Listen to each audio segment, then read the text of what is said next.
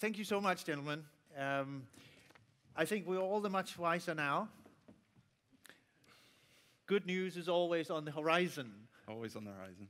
I don't know if what you said would actually constitute good news, but at least, let's say, some encouragement in times of trouble. Wouldn't that be more appropriate? I think that's fair. I think as the industry, as I said, all stakeholders are really in the doldrums. It's a very difficult time. And we have to take what good news out, or what encouragement is out there as good news. You know, signs of recovery or signs where the industry is able to adapt to the environment we're in and do well and succeed. And there's, the floor is open, by the way. I should remind you all. I should remember to look out, but I might forget because I want to talk to these people. But please put your hand way up there. It's a little hard for me to see the back of the room, but don't worry. The microphone is very close to you. I got to ask you as well, as I asked David Parkinson earlier on, is the oil price low at the moment, is that part of a cyclical movement, or are we looking at a new normal? Just a short answer on that one. Testing the house view. Yeah.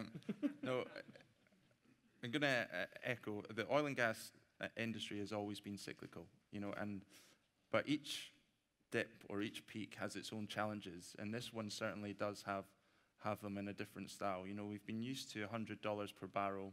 Costs have been allowed to get to that kind of level, and the margins we had at $100 were being squeezed. So it is slightly different, but you know, it is a cyclical industry. Still cyclical. That means that people should not lay off their key staff members. It's not time for. Yes, it is, because you told us that you have to cut costs in manners that are really drastic. Why do that if the price is cyclical? That I think is the challenge, and this feeds back to my other hat, which is focusing and talking with the explorationists in the business who are acutely aware of this situation. The industry that we work in invests in the long term. When you're investing in these projects, which are many millions or billions of dollars, you have to have a very long-term view on the returns. The trouble that we have at the moment is that the industry has to balance its investment requirements and its longer-term requirements with what are the shorter-term financial constraints, which in some sectors has meant there has to be some unpleasant decisions in terms of the survival and the effective efficiency in the industry today. Right. Mr. Webb, we're talking very much about attractiveness of certain sectors of the continental shelf. Now, let's focus on the Danish, since we're here. And when you described the characteristics of the Danish continental shelf, it's mature, there's a lack of activity. I got to think of a sort of a 60-year-old one-legged sailor with a beer belly. But how can that remain attractive? What exactly is the key factor that makes investors still invest in the Danish part of the North Sea?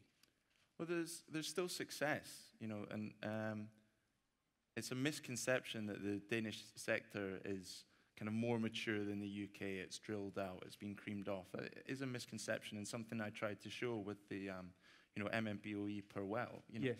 There are good results that come out of Denmark. There are new ways of thinking. There are areas that are undrilled. And you know, there's still an attractiveness there.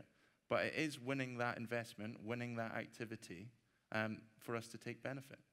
Yes, there's a question over here in a minute, but I want to explore the attractiveness, or the lack of same, of the Danish continental shelf. There were certain characteristics that you also mentioned, that in Denmark we have a very low lead time as compared to the other parts of the continental shelf. On the other hand, you said that in America they're not talking years, they're talking months.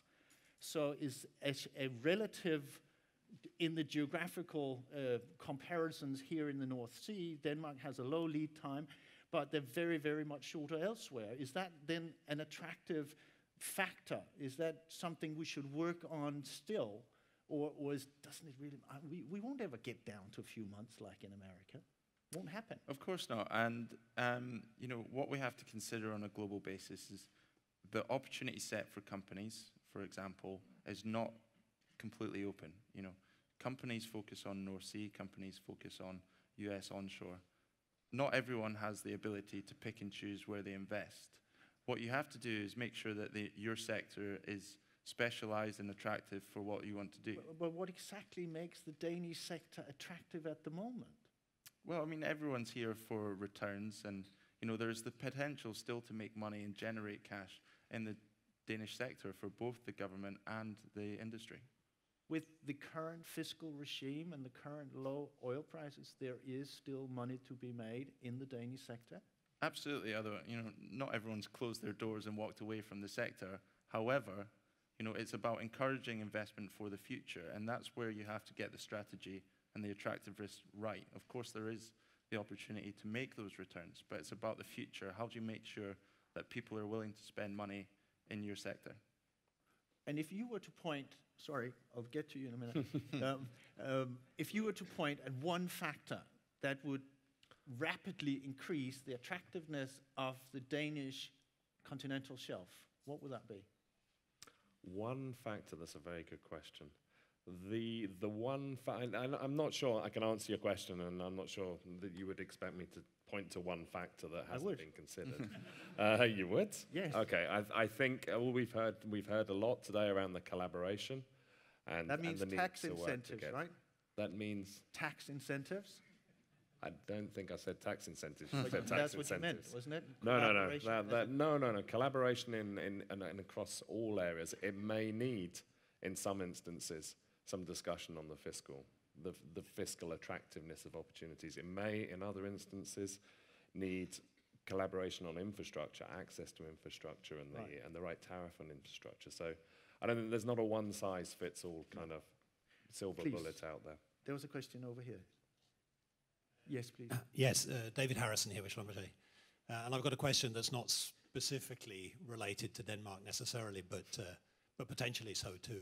And I thought I'd ask you guys rather than perhaps the operators themselves. But a downturn like this also presents opportunities in terms of mergers, acquisitions, acquisition of assets, and so on and so forth.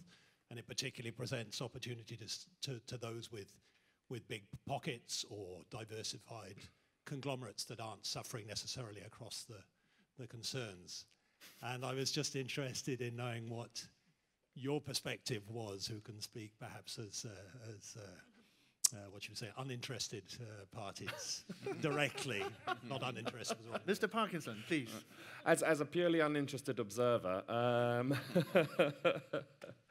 it is true. I mean, it's a very similar situation in that respect to 2008, where the much sort of talked about consolidation in the sector didn't happen because the depth of the pain, to use an unpleasant word, wasn't deep enough, and companies were able to weather the storm.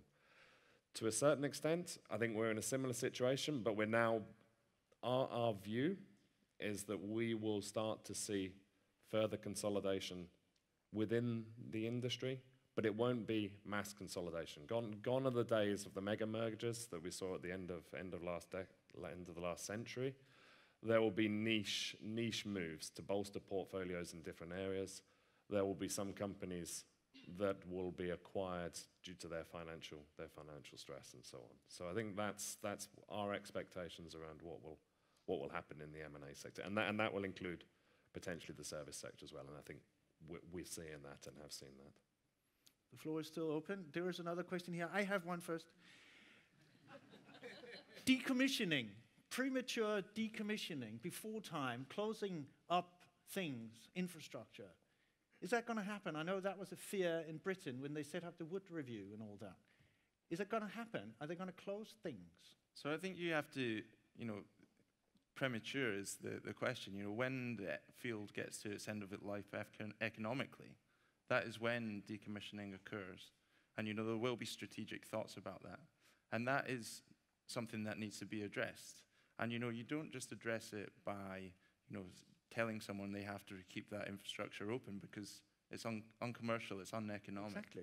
That works by incentivizing or people who can come in with a slightly different strategic But do remit. you predict that some of the companies will simply decommission part of their activity Well, companies have to make in the North Sea? Yeah. companies have to make commercial decisions. So if the field is no longer economic, they have a decision to make about decommissioning. And at the moment, there's no incentivization to make sure that that facility remains. Now, there may be other parties who are willing taking on that infrastructure, or there's some incentives that you can have to make that infrastructure stay in place. And that will be an important part of the North Sea going forward, because unfortunately, we talk about collaboration, but it's not an altruistic industry. People have to make money. There's a question over here.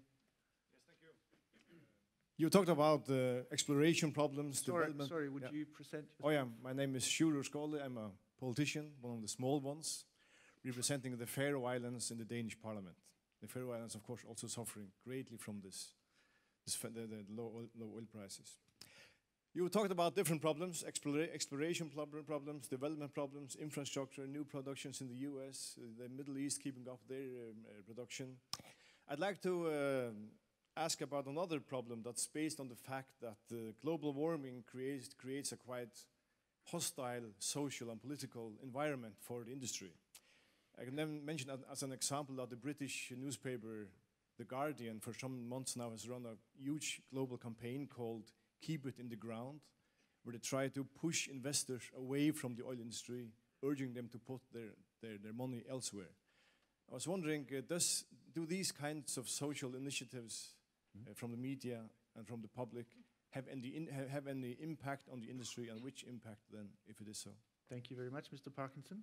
Yeah, it's a very good question, and one that obviously we're acutely aware of. What I would say to answer that is that we have a sophisticated apparatus in Wood Mackenzie that models energy demand and energy supply for, of course, all types of energy, so coal, oil, nuclear, hydro, renewables, out to 2035. And what that model entails us is that no matter how bullish you are on green initiatives, renewables, there is still a role for hydrocarbons out to 2035. And indeed, the role of gas will be increasing. There are pressures, and I think what we've also seen, so there will be a campaign by the newspaper like The Guardian. I think the industry is now beginning to address that, has always been conscious of this, but we've seen also last week the announcement from 10 of the largest producing companies or governments in the world, putting down real initiatives and wanting real action from Denmark. So I think hydrocarbons will be an important part of the supply mix, but the industry is now working to ensure that everything is done that can be done to ensure that UN climate change initiatives are also met. Thank you very much. One final question for both of you. We will be talking shortly to the oil companies up here on stage. There is, of course, lots of talk of collaboration and other ways forward, etc. But one of them is cost cutting. Simple and basic. What's the most sort of low-hanging fruits within the industry if we talk cost cuts? It's very difficult to say there's low-hanging fruits because there is difficulty wherever you turn to. The first response that we've seen in terms of cost reduction has been a squeezing of the supply chain. And that is, appropriate at the moment because there is a supply chain that is oversupplied. The margins have been high over recent years. But I would say is that can't last forever. If you push down margins too far so that they're unsustainable, you end up creating a service sector that is a shadow of its former self. You've seen the capacity cuts happen already. The last thing the industry wants to is push that further. And you've already seen a lot of consolidation in the service sector, whether that's mergers or acquisitions or shutting down factories. I'm sure the people here who agree with you on that point. Absolutely. And if we're going to bring down costs, it's actually a lot of hard work for the long run. And where exactly would you suggest that the surgeon starts operating?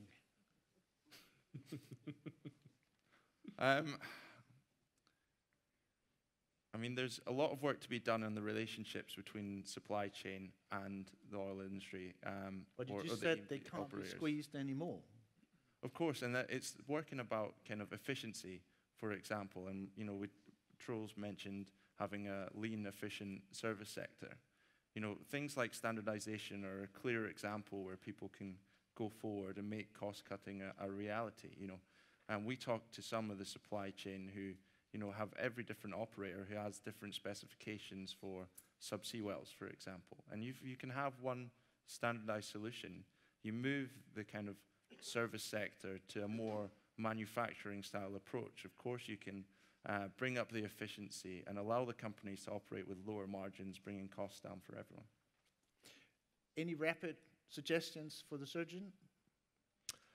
I mean, I think we pointed them out there. There is making sure that the system is as efficient as possible.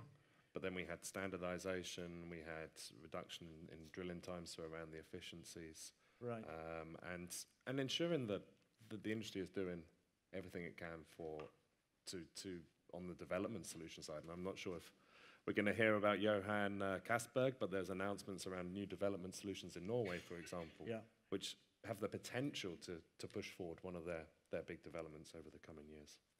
What a beautiful cue you gave me. Thank you very much, gentlemen. Thank you for now. I know you will both be around and take part in our discussion for the final rounds. Thank you very much. Thank you.